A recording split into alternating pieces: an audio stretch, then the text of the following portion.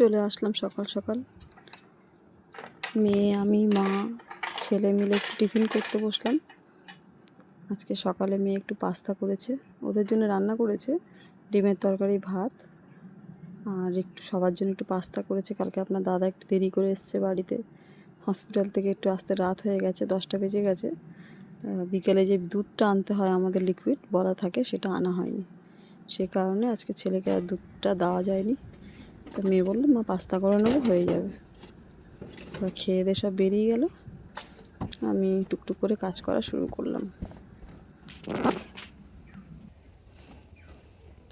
কি রোদ উঠেছে দেখুন, বাপরে বাপ। যদি বেতে রোদে জলগুলো শুকায় তো ভালো। রকিটা কি করছে দেখি। কি রে রকি, দেখছেন রোদের দিকে তাকানো যাচ্ছে না। কি রান্না বসায়, সবজি এখনো আসলো না, আর মাছও তো নিতে পারবো না আমি গিয়ে। কি রান্না করি, কটা বাসন আছে অল্প কটা, মেয়ে মেজে দিয়ে গেছে সকালে, এই কটা মেজে রান্না বসাবো।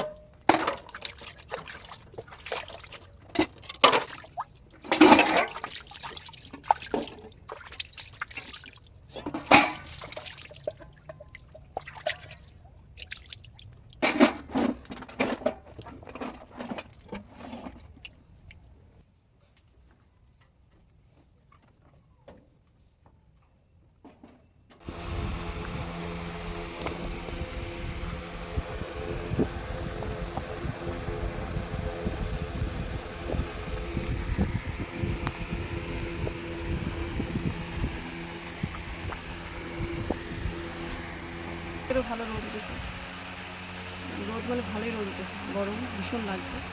যাই হোক ভালো হচ্ছে, রাস্তাঘাটে জলটা শুকোচ্ছে, টানছে। নমস্কার, এসপি শামসুর নতুন একটি ব্লগে আপনাকে স্বাগত জানাই। আবার চলে আসলাম নতুন একটি ব্লগ নিয়ে। দেখলেন তো কীরকম পিঁপড়ে দেখালাম।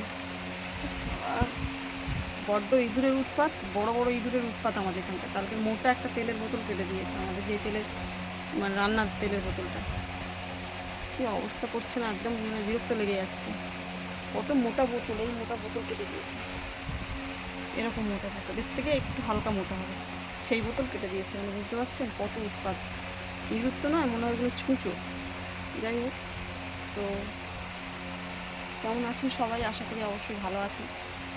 মেয়ে ছেলে বেরিয়ে গেছে, ওর বাবা বেরিয়ে গেছে ভোরবেলা। আজকে হসপিটালে যায়নি, আজকে কাজে গেছে। ওর বাবারও শরীরটা একটু ক্লান্ত আছে। কালকে সারাটা দিন সকাল 6টা থেকে রাত 10টায় বাড়ি এসছে। কালকে অপারেশন ছিল, সব ভালোভাবে হয়ে গেছে। কিন্তু ভালোভাবে হলে কী হবে, আর একটা কালকেরই একটা অঘটন ঘটে গেছে। আমাদেরই পরিবারের একটা বাচ্চা, তার একটু ক্ষতি হয়ে গেছে। ক্ষতি মানে ভালোই ক্ষতি হয়েছে। গতকাল খেলতে গিয়ে পড়ে গিয়ে তার হাড়ে চোট লেগেছে, ঘাড়ের পেছনে হাড়ে চোট লেগেছে। এখন কালকে আপাতত ডাক্তার হসপিটালে নিয়ে যাওয়া হয়েছিল, ডাক্তার যা করে ব্যান্ডেজ করে দিয়েছে। আজকে সেটাকে কেটে যায়নি, হাড়ের ক্ষতি হয়েছে, তো আজকে সেটাকে ট্রিটমেন্ট করবে। কি বলে ডাক্তার, তো বলছিল পাত বসাবে। পাত মানে অপারেশন করে নেওয়া, কীভাবে স্ট্রেট করে ঘাড়ের এখান থেকে পুরো পাত বসাবে জানি না আমি। সেটাকে সেট করার জন্য বাচ্চার, বুঝতে পারছেন বাচ্চা মানুষ, খেলাধুলা হেন তেন করে দুরান্ত, মানে একটার পর একটা কিছু না কিছু হয়ে যাচ্ছে। খারাপ খবর, ভালো লাগলো না শুনে, কারণ খুব খারাপ লাগলো হঠাৎ করে এটা হয়ে গেছে। আর সে সময় ওখানে আবার অপারেশন চলছে, এমন সময়টা হয়েছে। সেখানে পরিবারের লোকেরা ওখানে দৌড়াদৌড়ি করবে না, এখানে দৌড়াদৌড়ি করবে, এই অবস্থা চলছে।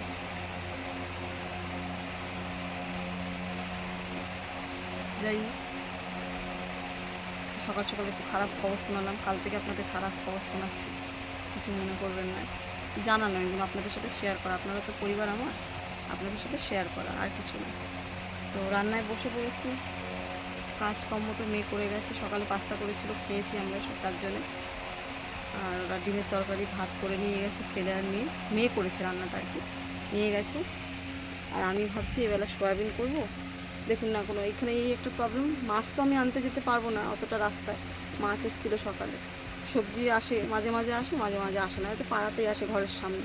উনি একটু আসলে যতই দাম নেই, ধরুন বাজারে আপনার 40 টাকা যেই সবজি কিলো, উনি এখানে 80 টাকা করে 100 টাকা করে কিলো নেবে। যাই হোক, অল্প স্বল্প করে যেখানে 500 গ্রাম খাবো সেখানে 250 গ্রাম খাই, কিন্তু সবজিটা তো নিতে পারি। কিন্তু সেটাও আজকে গতকালও আসেনি, আজও আসেনি। ভাবছি কী রান্না করব, সয়াবিন আছে আর কটা গাজর পড়ে আছে ভাবছি। যাই হোক, সঙ্গে থাকুন, সারাদিন কী করি শেয়ার করবো আপনাদের সাথে। ভিডিওটা ভালো লাগলে লাইক কমেন্ট শেয়ার করে সাবস্ক্রাইব করে পাশে থাকুন সবাই, কেমন? আর সুস্থ থাকুন, সাবধানে থাকুন, ভালো থাকুন। আবার আসছি।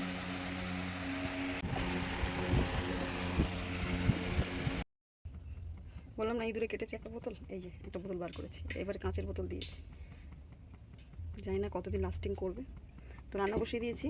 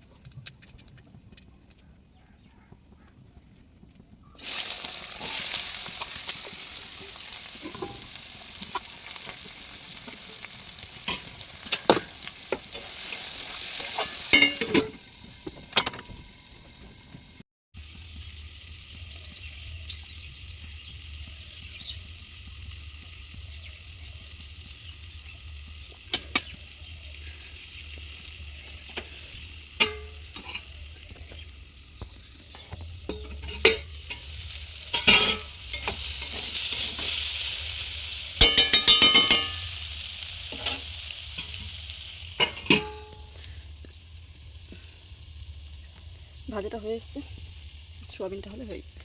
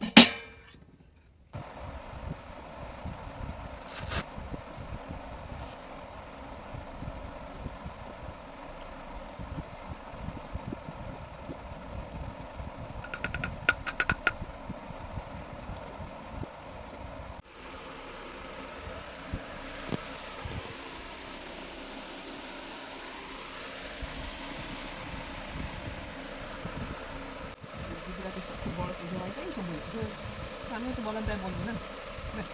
আর কালো দেবো? না না না, রকির এখানে তরকারি আছে। সবচেয়ে বড় হয় বোম্বেতে। আমি একটু মারাঠি না, ভালো জায়গায় কাজ করে, যেমন ভালো জায়গায় কাজ করে বছরের ছুটি তো হিসাবে পড়ে আছে।